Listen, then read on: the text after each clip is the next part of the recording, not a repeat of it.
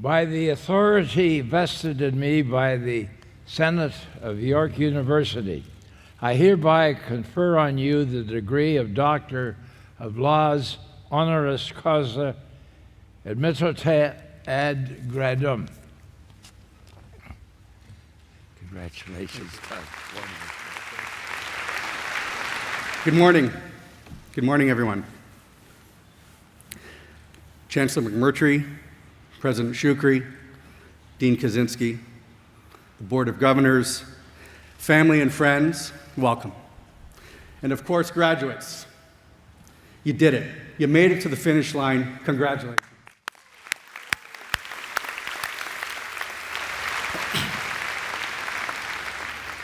I'd like to take just a few moments this morning to speak from my heart about two things that I'm very passionate about. To start, I'm hoping to reinforce to each and every one of you how amazingly fortunate you are to be part of this golden era of Canada. Most of you probably don't realize it, but your graduation today coincides with a coming of age of Canada as we approach our 150th year as a nation. An age of unparalleled opportunity, never before experienced by Canadians of previous generations.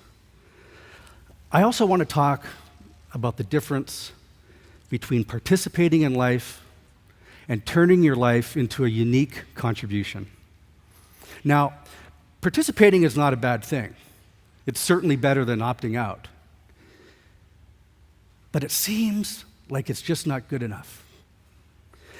You all have a choice to walk out of these doors in an hour or so and just participate, or to choose to make your mark on this world with your own special, unique contribution.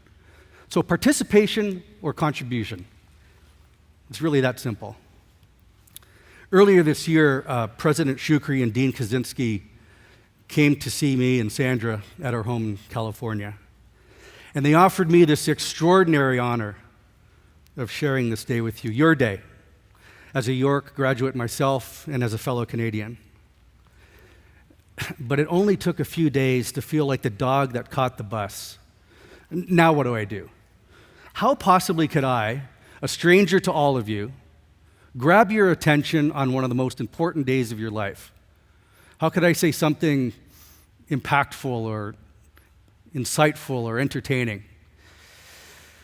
So the first thing I did was to research who else has been asked by a prestigious Canadian or American university to deliver a convocation address. Now, some of the names on this list were simply awesome. George Foreman, Kylie Minogue, Dolly Parton, John Bon Jovi, Mike Tyson, and my personal favorite, Kermit the Frog. And now me. I'm not making this up. This is true stuff. As Dean Kaczynski said, 30 years ago, in 1983, I sat right here, just like you, awaiting the moment for all the old guys to stop talking and have my own name called. And just like you, I was happy and relieved that the long journey was over. But as I looked ahead to the world ahead of me, just like you, I saw a scary and confusing place. Now, to put some things into perspective, let me quote some statistics from that time. In 1983, Canada's unemployment rate was 13%, the highest recorded rate since the Great Depression, compared to just over 7% today. A first mortgage on a home would cost you 16% interest compared to 4% today. The Canadian dollar in 1983 was 62 cents compared to the US dollar, not at par like today. And worst of all, in 1983, Canada was running an out-of-control budget deficit following a decade or so of living well ahead of our means. If we had continued as a country on the same path for these past 3 decades, Canada's debt-to-GDP ratio today would rival Spain or Greece. But Canada in the early 90s decided to chart a completely different course. We adopted a plan that focused on our key national treasures and on our strategic energy resources. We accelerated the transition to an information and engineering-based economy, and we harvested the political will and the imperative to limit government spending to the available resources at hand. Today, Canada has the lowest debt-to-GDP ratio of the top 10 world economies. Remarkably, our own Bank of Canada Governor, Mark Carney, has been drafted by the UK to run the Bank of England, the first foreigner ever appointed to that position, a post that he takes up next month.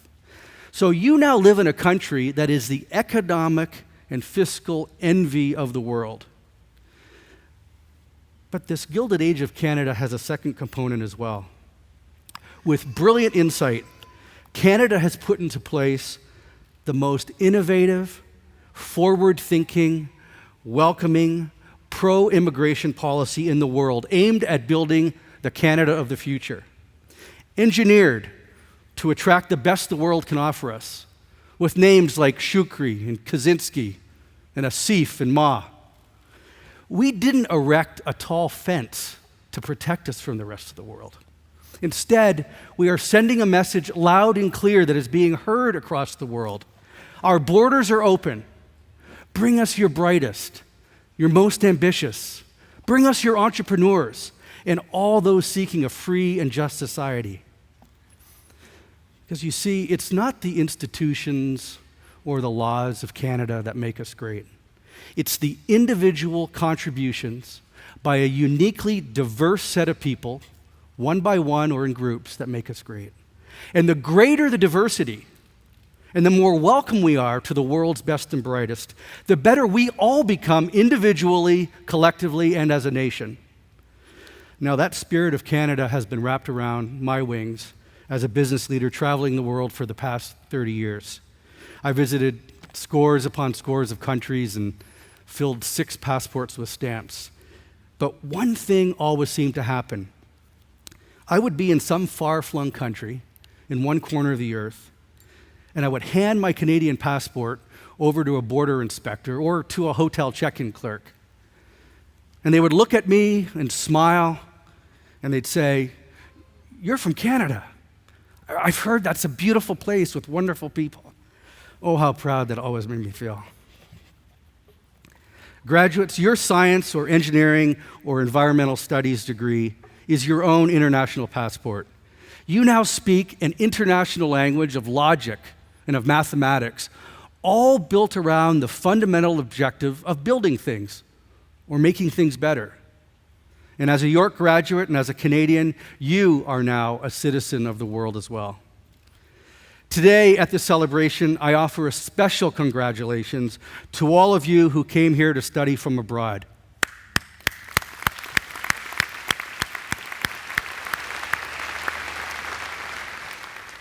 And to all the immigrant parents amongst us, perhaps you arrived here yourselves 20 or 30 years ago, and today you get to see your own child walk across this stage. To those parents, Canada has given you citizenship of the greatest country on earth, and you have now returned the favor by giving Canada a bright new graduate of York University. You haven't just participated, you've contributed.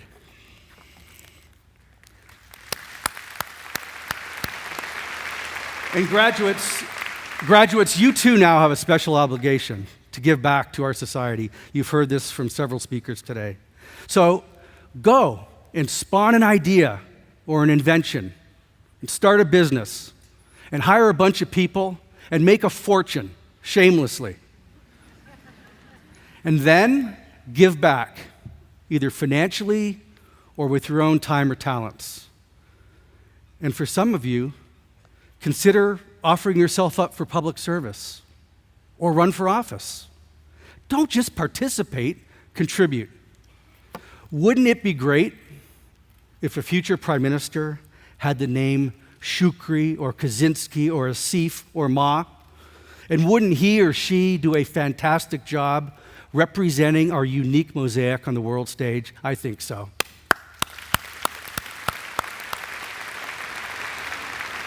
You know, Canada is different than any other place on earth, and let me tell you, I didn't realize that as a kid in Windsor, or as a student here at York, or as a young computer science graduate working up in Ottawa.